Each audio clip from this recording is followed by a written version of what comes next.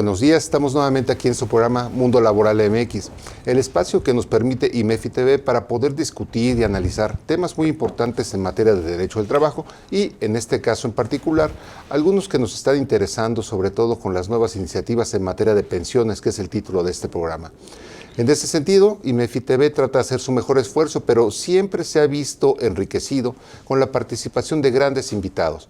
En este caso, ya nuestro invitado habitual, alguien muy especializado en estos temas, es el doctor Carlos Matute González. Como ustedes saben, él es doctor en Derecho y actualmente desempeña como coordinador académico del Centro Virtual de Estudios de la Gestión Pública y también es investigador y subdirector del Instituto Mexicano de Estudios Estratégicos en Seguridad y Defensa Nacionales.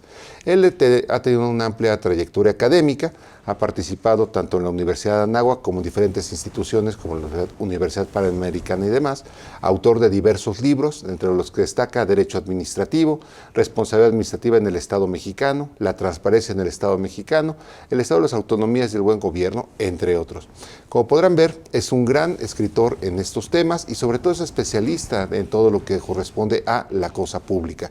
Y en ese sentido, Carlos, pues muy bienvenido a tu programa. Muchísimas gracias por acompañarnos nuevamente. Gracias, Hipólito. Gracias a los amigos de Mundo Laboral. Ya tienes, es especial que tengan pues la cortesía de invitarme a platicar con ustedes. Y creo que ahora nos toca un tema que, como diría el clásico, como anillo al dedo. Creo que sí.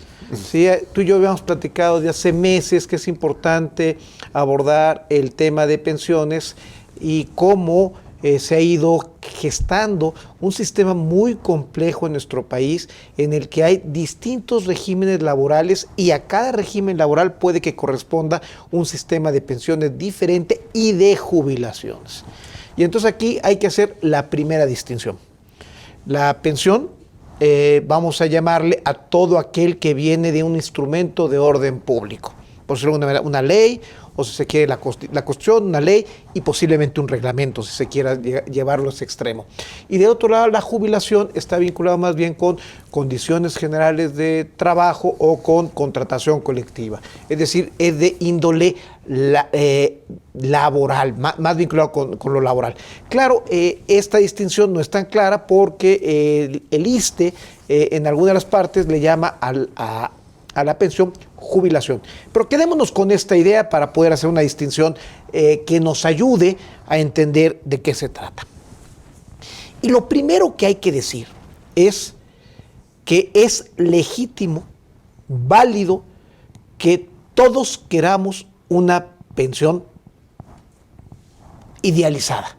Es decir, que todos al momento de nuestro retiro seamos como los trabajadores de Pemex, de CFE, del IMSS o de cualquiera de estos de las bancas de desarrollo, en el que no solamente reciben el último salario, sino que reciben el último salario con un plus. Es decir, pueden llegar a recibir hasta el 110% del salario que recibían al momento de jubilarse y recibirlo por 30 años. Y las edades de jubilaciones pueden ser hasta 55 años en algunos casos. Y con tiempos de trabajo menores a 30 años. Estas pensiones, pues, se pueden dar en algunas circunstancias. O una pensión como la del ministro Saldívar o la ministra Olga Sánchez Cordero, que con 20 años de trabajo se llevan un retiro, pues, sustancioso. No es ilegal, como bien dijo Saldívar, pero incongruente en ellos por lo que dicen defender o las ideas que dicen promover. Pero ese es otro problema que no abordaremos. Claro. Lo importante aquí es que todos quisiéramos una pensión así. Y esa es una aspiración legítima. Totalmente, Carlos. Y aquí el detalle importante que lo hemos comentado en otros foros que hemos participado y también en este programa. El punto delicado es que para poder disfrutar necesitas capitalizar. Y creo que es ahí donde viene precisamente el problema, por tanto el contexto, como bien lo señalas, donde tenemos pensiones y jubilaciones de oro, eventualmente tenemos un gran número de población que no pudo capitalizar absolutamente nada y el problema es que nos alcance para todos. Entonces, lo estás diciendo claramente, no les quiero llamar de oro porque también son derechos laborales y derechos adquiridos, que hay que diseñarlo con mucho cuidado. No estamos hablando en contra de estas pensiones, sino estamos diciendo pues, cuál es el ideal de cualquier persona y se pregunta, ¿y por qué yo no? ¿No? Esa es la pregunta clara. Y son personas que han trabajado desde los 16 años, llegan a los 55 o 60 años de edad y por las condiciones del mercado laboral se encuentran que no han cotizado lo suficiente para obtener pensión alguna. No cotizaron durante el IMSS y se tienen que conformar con las pensiones no contributivas, las pensiones de asistencia social, que son las que otorga vía presupuestal el gobierno federal, lo que se llama las pensiones de adultos mayores. Claro.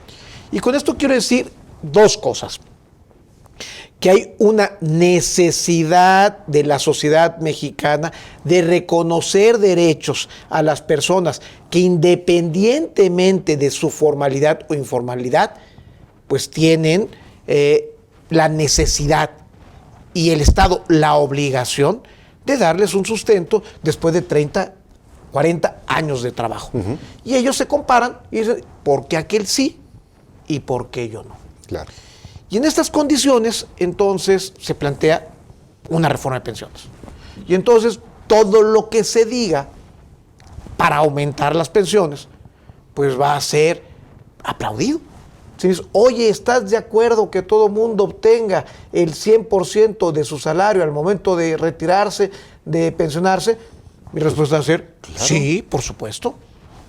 ¿Por qué voy a negarle el derecho que tienen algunos a los demás? Eso es indudable. Pero el problema viene cuando veo el bolsillo y digo, oigan, ¿y cómo lo vamos a pagar? Ese es el quid. Y entonces algunas de estas pensiones, yo no lo dije, lo dijiste tú, pensiones de oro se empiezan a pagar con el presupuesto. Exacto. Es decir, a los pensionados de estas instituciones no se les paga con el ahorro que generaron dentro de sus instituciones, sino que voltean y dicen, como tengo un derecho adquirido, páguenme lo del presupuesto. Es decir, todos los mexicanos le pagan para que yo reciba mi pensión. Oiga, pero la mayoría de los mexicanos no recibe pensión. No importa, yo tengo un derecho adquirido. Ese es el gran problema. Y esto le vamos a llamar inequidad en el sistema de pensiones. Hay pensiones muy bien ganadas, pagadas, que representan el 75% del pago total de las pensiones contributivas, y el otro 25% es para los estratos inferiores de ingreso. O sea, tenemos un sistema inequitativo. Y luego las pensiones no contributivas solamente representan 500,000 millones de pesos, que es un porcentaje muy pequeño, con lo cual el 4% de la población menos desfavorecida recibe, más bien, el 10% de la población menos favorecida solamente recibe el 4% de los 2 billones de pesos que destinamos al pago de las pensiones anualmente. Entonces es inequitativo. Primer punto. Sí. Segundo punto, pues es una carga fiscal muy importante para las generaciones jóvenes. Claro. ¿Por qué? Porque está creciendo en un 12% real al año. Es decir, en 6 años, interés compuesto, vamos a estar pagando 4 billones de pesos en pensiones, que es algo así como el 45-50% del presupuesto total. Eso sin considerar la reforma propuesta por el presidente de la República, que pase. Entonces aquí hay un problema de financiamiento. ¿Y qué significa esto? Que las personas de 50 más años de edad pues van a recibir vía presupuestal el pago de estas pensiones que se están incrementando hasta que ya no haya presupuesto suficiente o que ya no se puede endeudar más el Estado para seguir pagando estas pensiones. Y entonces los hombres y mujeres de 16 años actuales a los 50 años, pues van a ver cómo pagaron vía presupuesto las pensiones de sus mayores, pero cuando a ellos les corresponda solicitar una pensión, ya no va a haber dinero público que alcance, por dos razones. Porque el gasto en pensiones es creciente y porque la estructura poblacional cambia. Claro. Y esto no lo podemos modificar con una campaña política, no lo podemos modificar con elecciones, no lo podemos modificar ni con la cuarta transformación, ni con el cambio no autoritario. Eso es una realidad. Es decir, en 2060 va a haber más personas de más de 50 años que jóvenes que aporten para el pago de las pensiones. Esa es una realidad que no podemos cambiar, salvo que caiga una bomba atómica y cambie la relación poblacional, que ojalá no pase y seguramente no pasará. Esperemos que así sea. El punto es muy delicado porque, como bien lo señalas, la cobija de por sí no es suficiente y obviamente vamos incrementando más gente que tiene que taparse con esa cobija. Aquí obviamente hay puntos muy interesantes donde, como bien lo señalas, la parte de la población es cambiante. Efectivamente, yo me acuerdo que veía las películas mexicanas y veía a la abuelita de México, a doña Sara García. Y de repente me entero hace poco que cuando ella ya era la abuelita en esos programas, tenía 50 años la señora. Se vea muy avejentada. Y actualmente de repente veo a una Maribel Guardia, por ejemplo, que qué barbaridad, tiene mejor estado de salud inclusive que yo. Y esa es parte de lo que estamos viviendo, ¿no? La expectativa de vida ya ha rebasado significativamente los 77 años en el caso de las mujeres y los 75 años en el caso de los hombres, lo está rebasando. Y originalmente se pensaba que las pensiones serían prácticamente después de una vida de trabajo para cubrir escasamente 7, 10, 12 años de supervivencia. La verdad es que ese punto no ha cambiado, estamos creciendo y no está alcanzando la cobija. Segundo, dentro de lo que serían los sistemas donde de manera solidaria está colaborando, lo hemos visto. Ha provocado grandes problemas, sobre todo en Sudamérica, donde se ha tenido que cambiar los sistemas de pensiones para transitar, como lo pasó en nuestro país, eventualmente a un sistema de ahorro para el retiro, el sistema de las AFORES, que también está viviendo ahí. Y el gran problema también es que deberíamos pensar que dentro de una reforma integral, pues tal vez valdría pensar alguna forma en que los jóvenes desde niños tuvieran la posibilidad de tener su propia caja contributiva para eventualmente poder disfrutar de esto. Pareciera entonces que la famosa generación, pues no los X, sino los millennials para atrás, ni van a poder comprarse casa, ni van a poder tener una pensión, y realmente estamos, como bien lo señalas, generando estos grupos, estas generaciones más amoladas cada vez. Bueno, yo quiero agregarte otro elemento. El gasto social en los últimos 5 años ha crecido en forma significativa. Ya lo dijimos, las pensiones pasaron de 38,000 a 380,000, se duplicaron por 10 en menos de 5 años. Uh-huh. Es decir, hay más gasto social, lo cual es bueno, no estoy diciendo que sea malo. Pero la reflexión que se tiene que hacer es, creció el gasto en pensiones, creció el gasto social, y no creció el gasto en salud, y no creció el gasto en educación. Y entonces los jóvenes, como tú dices, no solamente bajo este esquema no van a tener pensiones, sino ahorita no se está invirtiendo en su educación y no se está invirtiendo en su salud. Es decir, el gasto público en los últimos 6 años ha sido antigeneracional, en contra de los jóvenes y específicamente de las mujeres entre los jóvenes. Si uno analiza el esquema de pensiones, además de que hay una desigualdad formal, informal, economía formal, economía informal, hay una desigualdad hombres y mujeres por la posibilidad de permanecer en el mercado laboral. Las mujeres generalmente, por estadística, salían del mercado de trabajo o han salido a los 40, 45 años de edad, cuando todavía les faltan 20 años para llegar a 65 años. Y dejan de cotizar o al ISSSTE o al IMSS. Se van a la informalidad. Y eso no les permite acceder a una pensión y se tengan que ir a la pensión no contributiva como mujeres. O los trabajadores de menores ingresos son los que tienen menos posibilidad de mantenerse cotizando en el IMSS o en el ISSSTE hasta los 65 años de edad. Es decir, el sistema que hemos utilizado en los últimos años es regresivo en contra de las mujeres y de los trabajadores de bajos ingresos. Eso está diagnosticado desde hace 40 años. Eso no hay discusión. O se oculta la discusión. Y entonces desde hace años tengo un libro escrito en Burgoa Editores, Las crisis de la seguridad social no superadas, donde desde hace 20 años estamos planteando que había la necesidad de hacer una segunda reforma a la seguridad social. Y la verdad es que no nos han hecho caso. ¿Por qué? Porque hay que cambiar estas estructuras injustas del trabajo, y hay que cambiar estas estructuras injustas de la economía formal e informal y cambiar totalmente la idea de que la seguridad social tiene que salir del salario, de la cotización del salario. Esa es una idea que hay que cambiarla profundamente porque está muy arraigada y es parte del Estado social que quebró o que entró en crisis hace 50 años. Entonces, hasta aquí vamos bien. Y entonces vemos la reforma del presidente de la República, la que nos planteó ayer 5 de febrero. ¿Y qué dice? Muy sencillo.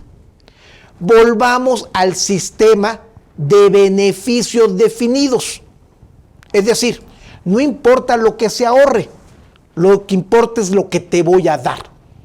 Y entonces, eso suena muy grato a los oídos de todos. Hombre, no importa lo que ahorre, sin importar lo que ahorre, ¿me vas a pagar una pensión no sustentada en el ahorro social o individual? Vamos, está bien. El problema es un problema de pirámide.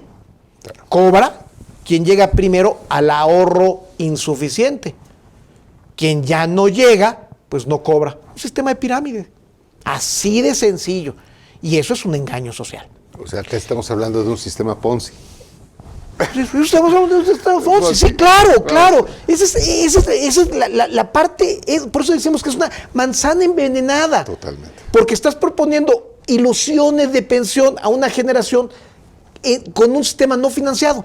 Uh-huh. ¿Y qué era lo que teníamos antes del 97? Un sistema de beneficios definidos. Uh-huh. ¿Y a qué se cambió en el 97? A un sistema de aportaciones definidas. Uh-huh. Entonces, bajo ese esquema, pues claro, las pensiones del 73 son mucho más sustanciosas porque no se pagan de ningún ahorro, uh-huh. Se pagan del presupuesto Totalmente. De todos. Es decir, quienes no aportaron lo suficiente para ahorrar por razones políticas, económicas, estructurales, de injusticia, lo que ustedes quieran, ahora están viviendo del presupuesto. Uh-huh.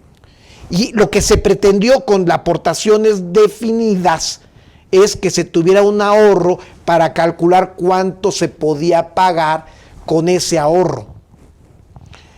Primeros fallos de este sistema, que la cotización, sobre todo la aportación del gobierno, es pequeña e insuficiente. Claro, totalmente.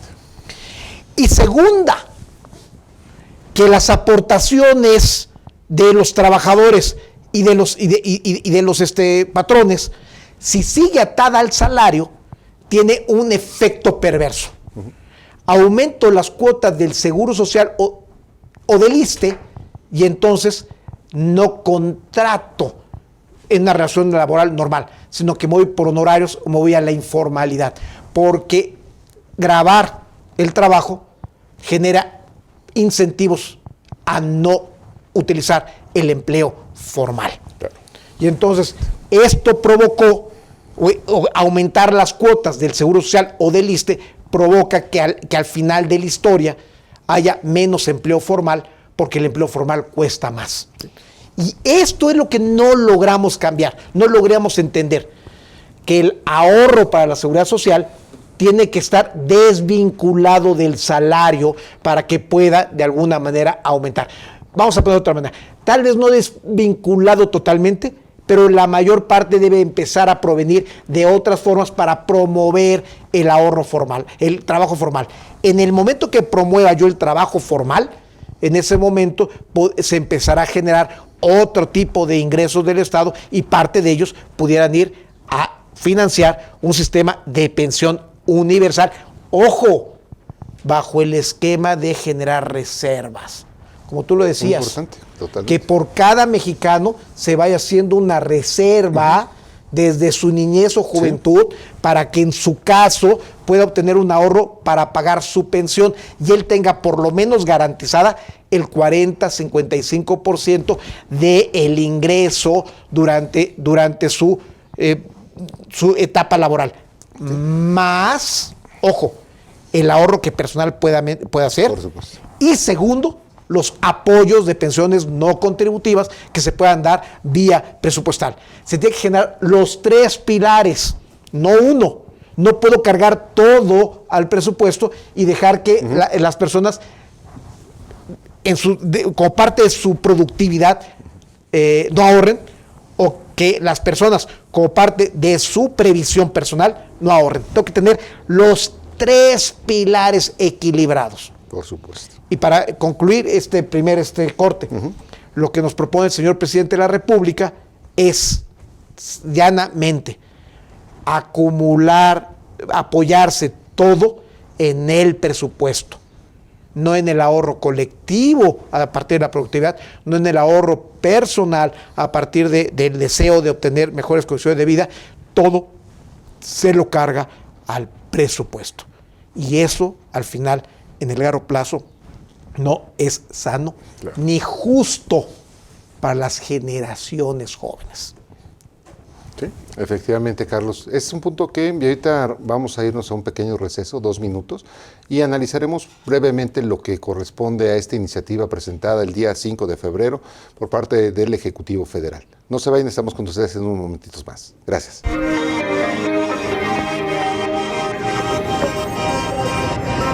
Hola, ¿qué tal, mis queridos amigos y colegas? Su servidora Yadira Albor los quiere invitar al próximo curso taller que tendremos en esta su casa IMEFI, aspectos relevantes de la nómina. Pareciera que no hubo reformas, ¿verdad? Pero la nómina siempre tiene para dar un estudio exhaustivo. Y les recuerdo que estamos por presentar la declaración de prima de riesgo, así es que tenemos que estar muy preparados.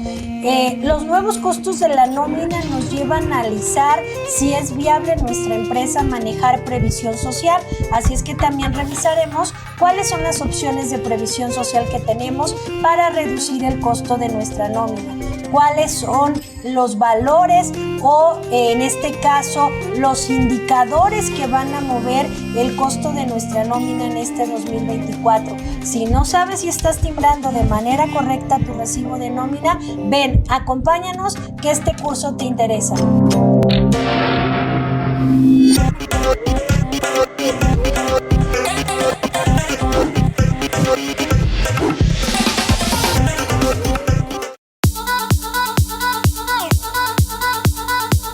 Hola amigos, mi nombre es Jorge Briones y en esta ocasión quiero invitarles al curso en modalidad de teórico-práctico, es decir, va a ser un taller para preparar el cierre del ejercicio fiscal 2023 y presentación de la declaración anual de las personas morales del título 2.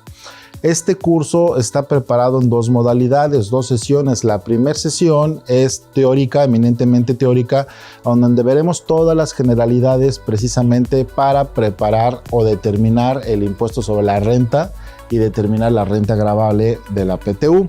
También observaremos conceptos básicos como los ingresos acumulables, su momento de acumulación, determinación de pagos provisionales, aquellas deducciones que son autorizadas para efecto de impuestos sobre la renta, partidas no deducibles, actualización de pérdidas fiscales, conceptos o acreditamientos que permite realizar la ley del impuesto sobre la renta para tratar de mitigar la base del impuesto o el impuesto sobre la renta definitivo.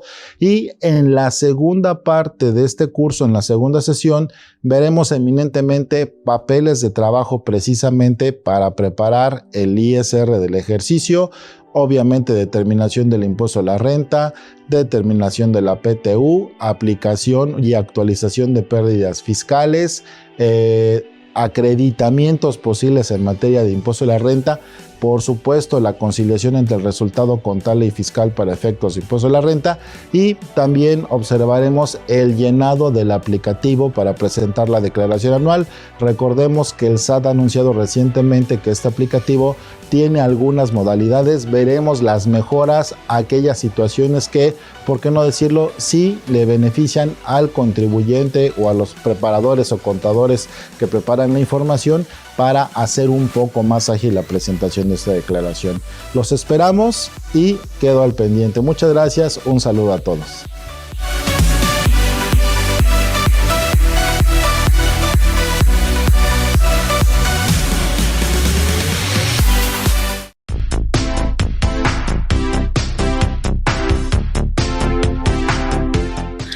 Hola, ¿qué tal? Mi nombre es Ana María Ramírez Medina.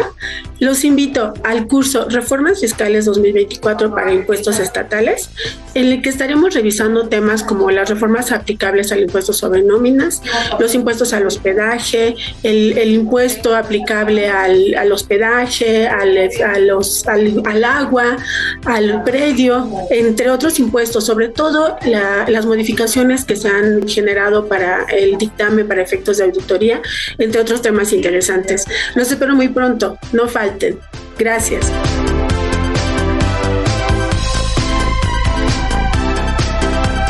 Bueno, pues muchas gracias por estar nuevamente con nosotros aquí en esta segunda parte del programa en el que estamos hablando del tema de pensiones con el doctor Carlos Matute. Y nos comentamos algunos puntos preliminares al análisis que vamos a hacer concreto. Es muy breve la parte de pensiones, porque déjame decirles que dentro de la serie de propuestas constitucionales que está haciendo el señor presidente de la República, tenemos una específica para el ISSSTE y otra específica a lo que sería el régimen del ISSSTE y el de seguridad social.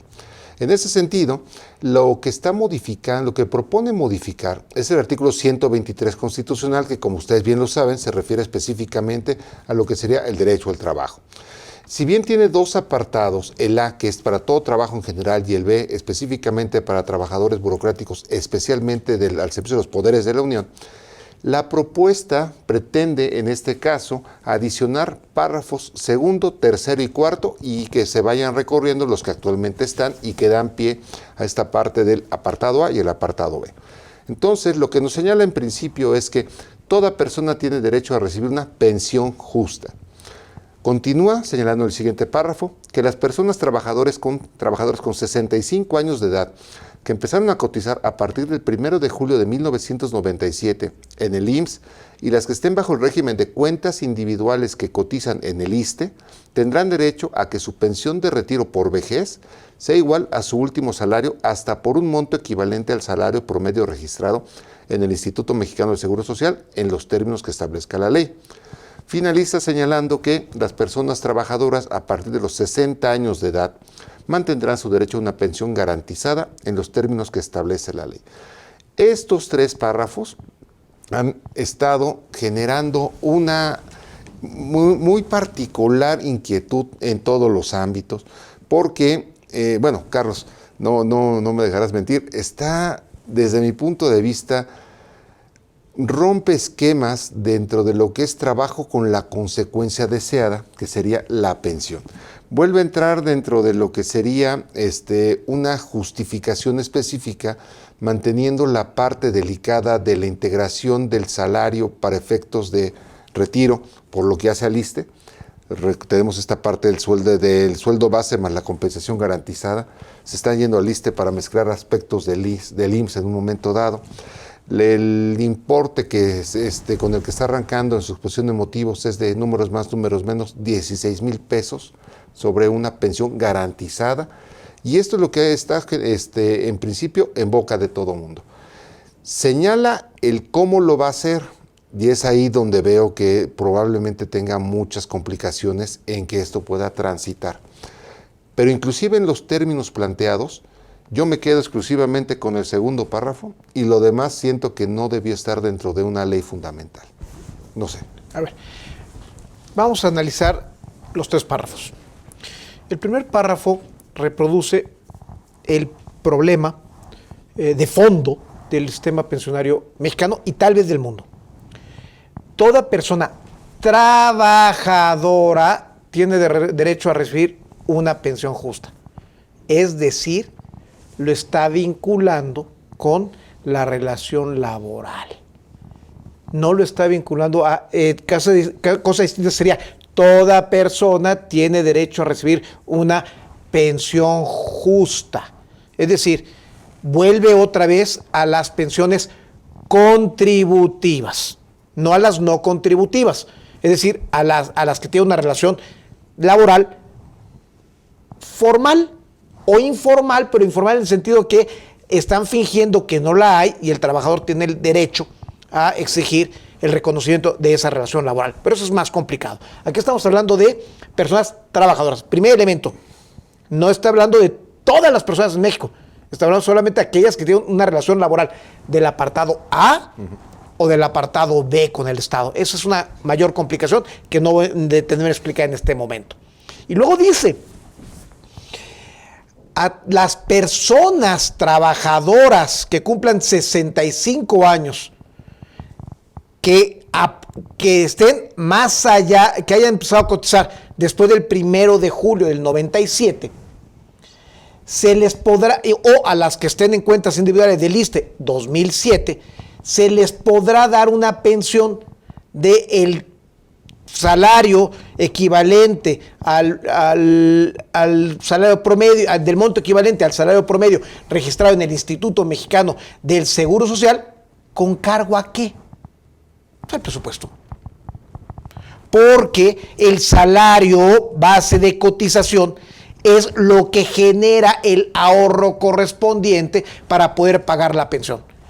Y si la persona cotiza a un salario mínimo durante 25 años y llega a los 65 años de edad, a los 60 años de edad, y luego se va por modalidad 40 a cotizar al tope que le permite, tendrá derecho con 5 años de cotización a recibir 16,000 pesos, lo cual está muy bien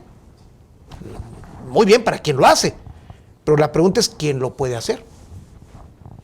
¿Qué porcentaje de la población trabajadora, de los más pobres, pueden a los 60 años pagar a 6,000, 7,000 pesos al IMSS o al ISSSTE para poder obtener una pensión de 16,000 pesos por los trabajadores de mayores ingresos? Así de sencillo. Entonces, esta reforma va a beneficiar a toda aquella persona que entre los 60 y 65 años pueda cubrir mensualmente un pago al IMSS de 5,000 pesos, porque tenga una relación laboral o porque pueda continuar voluntariamente en lo que se llama modalidad 40 para el IMSS. No resuelve el problema para los más pobres, digo yo, sino que aumente el problema financiero para los estados para generar un subsidio para los trabajadores de mayores ingresos. ¿Qué bueno? Pues qué bueno. Todo el mundo tiene derecho a obtener una pensión, pero aquí estamos excluyendo a los más pobres y, ojo, a las mujeres, que son las que tienen menos posibilidad de mantenerse en el mercado laboral después de los 60 años. Ahí hay estudios. Entonces, esta reforma está produciendo mayores inequidades en el sistema de pensionario público y transfiriendo recursos presupuestales a grupos de mayor nivel de ingresos. Es decir, es una reforma regresiva. Así de sencillo. ¿Que suena muy bien? Pues sí, suena muy bien. ¿Ah? Fabuloso. Y luego, la última es más para los pobres. Aquella que cumpla 60 años mantendrá su derecho a la pensión garantizada. ¡Ojo! La pensión garantizada es un producto neoliberal de los años 90, 97.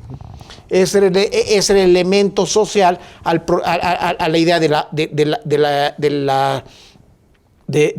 salario o de la pensión de aportaciones definidas.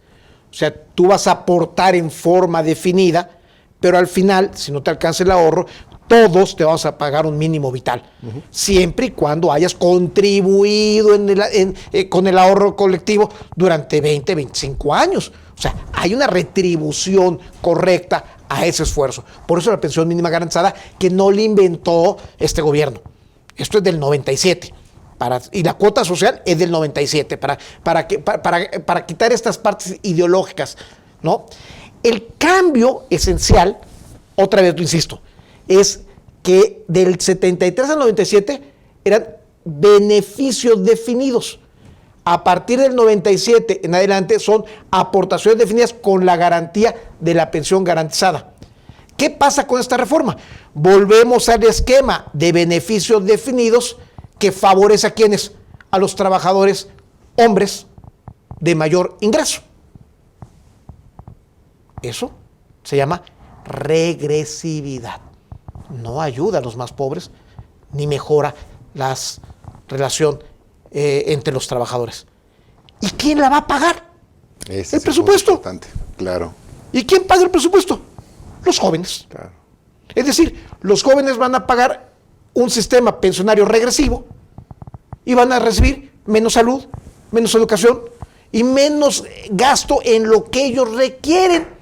Vivienda, educación, salud. Y seguimos con el esquema de seguir grabando el trabajo hasta salarios deprimidos. Así de sencillo. Entonces, ¿qué cosas? Y esto, como suena tan dulce para los oídos, porque ven el ideal de todos los mexicanos de recibir una pensión digna como la que recibe los trabajadores de Pemex, el IMSS, las grandes bancos de desarrollo, pues todo el mundo la aplaude. Hasta cuando hace un análisis y dice, caray, es regresiva. Ya con las cifras. Por eso, en toda la exposición de motivos, no hay un estudio actuarial, demográfico, que demuestre los impactos, a quién va a beneficiar. Todo es una parte ideológica del neoliberalismo, de que han comprometido al país.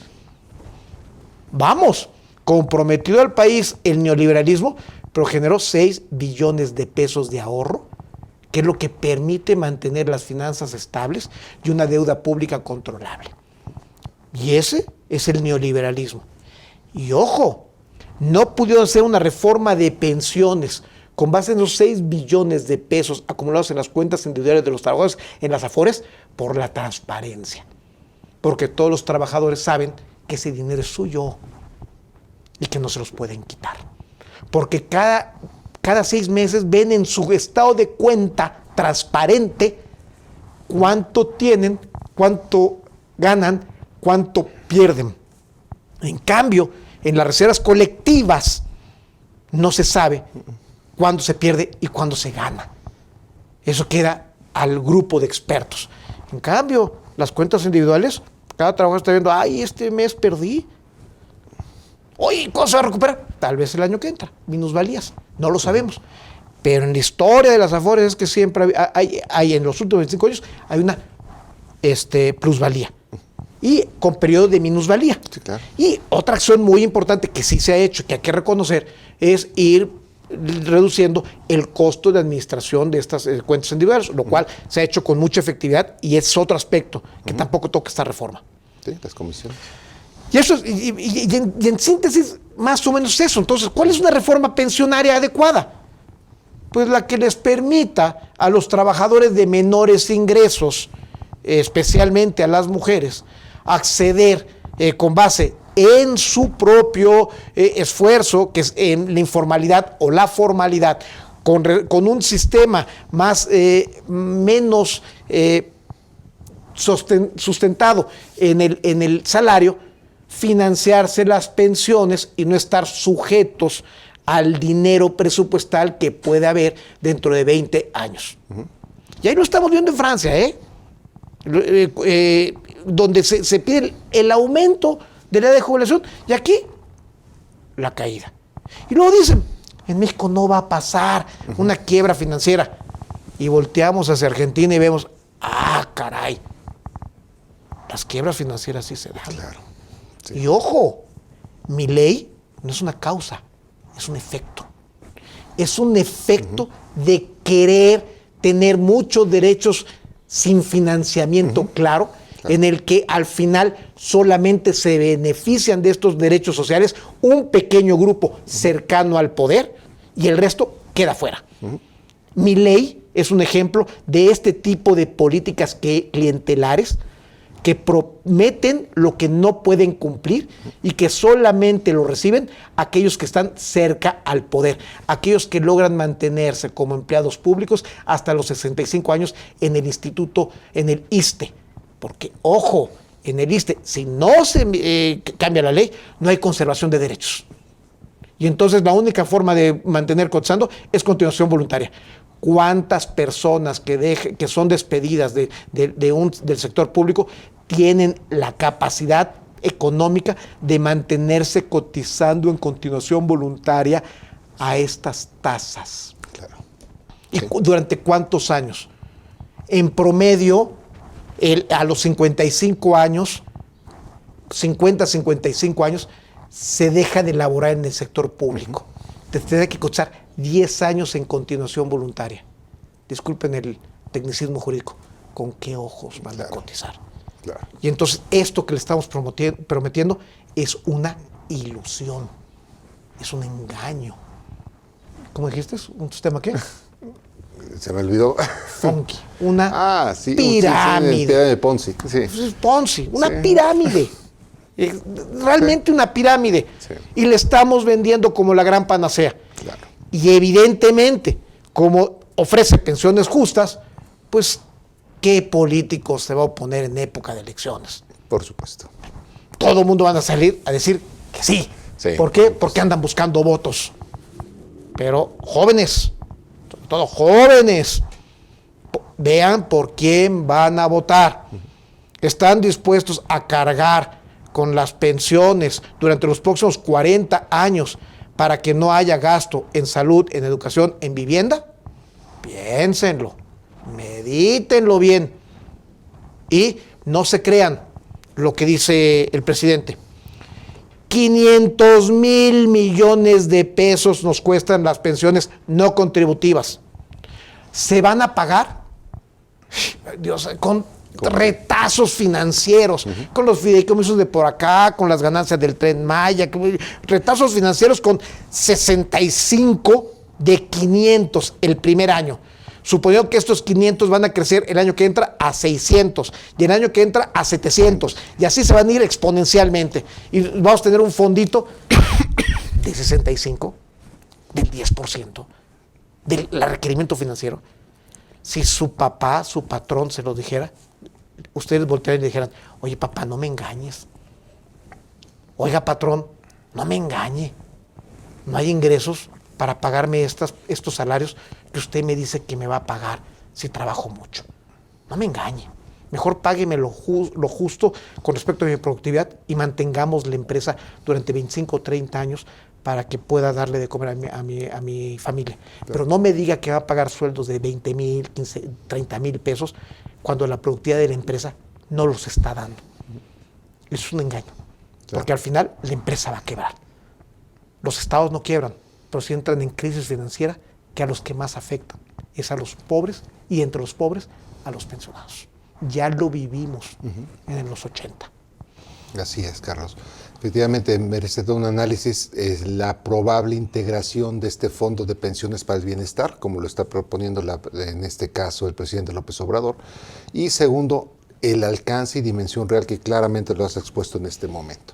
Carlos, pues falta meternos en otras partes de pensiones todavía que tendremos que discutir seriamente. Falta el punto específico del ISSSTE y cómo se conformaría este fondo de pensiones.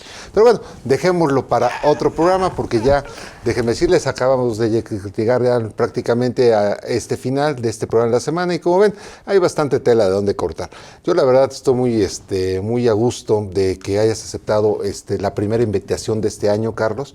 Con esto te estoy amenazando de que te vamos a invitar un poco más seguido para que podamos platicar de este y muchos temas más que la verdad tú tienes muy bien en el radar, y sobre todo que podamos compartir con todas las personas que escuchan y hacen de este programa semanal un espacio de conocimiento. Muchísimas gracias, Carlos. Estamos ahora sí que aquí invitándote. Gracias. Y ahí están los datos de Carlos, para que si tienen alguna duda lo contacten, por favor. Tiene bastante experiencia, bastantes conocimientos, es académico, participa en todas partes. Carlos, un placer tenerte y ser tu amigo. Muchísimas gracias. Al contrario, y les agradezco mucho su atención, y recuerden, pensiones es un tema incluso de seguridad nacional, de sobrevivencia como país. Les mando un fuerte abrazo. Gracias. Hasta luego. Gracias, hasta luego.